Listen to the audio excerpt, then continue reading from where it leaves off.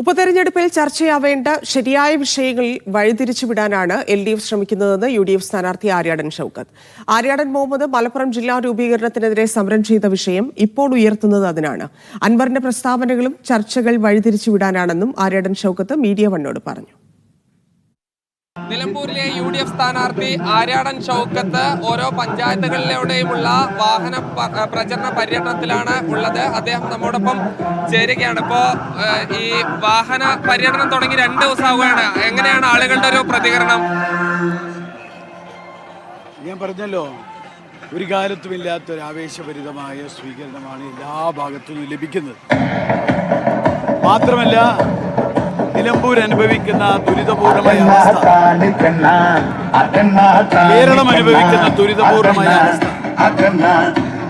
അതിനെക്കുറിച്ചൊക്കെയുള്ള നിരവധി പരാതികളും പരിദേവനങ്ങളും കേട്ടുകൊണ്ടാണ് ഈ യാത്ര.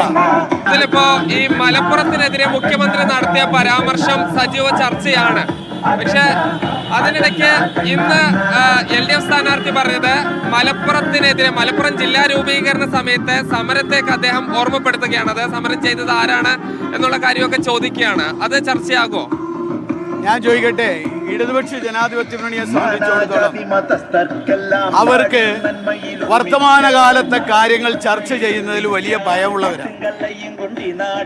അതുകൊണ്ട് അവരെപ്പോഴും എന്തെങ്കിലുമൊക്കെ ചർച്ചകൾ തിരിച്ചുവിടാൻ വേണ്ടി ബോധപൂർവമായി ശ്രമം നടത്തുക.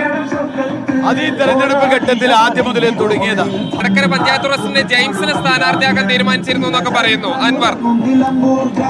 അദ്ദേഹം അതിലും വലിയ കാര്യങ്ങളൊക്കെ പറഞ്ഞിട്ടുണ്ടല്ലോ. ആ നിലയ്ക്ക് അതിനെ കാണുന്നുള്ളൂ. അതും ചർച്ചകൾ വഴിതിരിച്ചുവിട്ട് യഥാർത്ഥ പ്രശ്നങ്ങൾ വഴിതിരിച്ചുവിടാനുള്ള ബോധപൂർവമായ ശ്രമം ആര് നടത്തിയാലും ഇവിടെ വില പോവില്ല. വികസന വിഷയങ്ങളും സംസ്ഥാന രാഷ്ട്രീയവും തന്നെയാണ് UDF തെരഞ്ഞെടുപ്പ് പ്രചരണത്തിന്റെ ഭാഗമായി പ്രധാനമായും ഉയർത്തിക്കാട്ടുന്നത്.